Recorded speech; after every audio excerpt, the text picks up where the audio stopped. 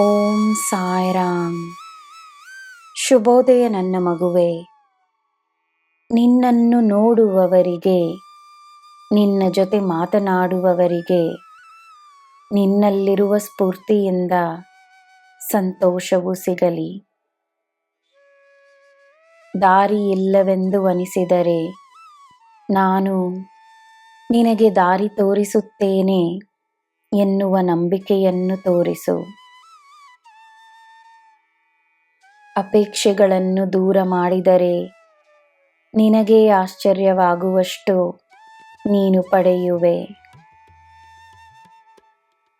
ನಿನ್ನ ಕಣ್ಣುಗಳಲ್ಲಿರುವ ಕನಸುಗಳನ್ನು ನನಸಾಗಿಸುತ್ತೇನೆ. ನಿನಗೆ ಏನು ಉತ್ತಮವೋ ನೀಡುತ್ತೇನೆ.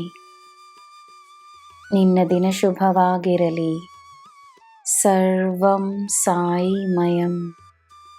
ಜೈ ಸಾಯಿರಾಮ್.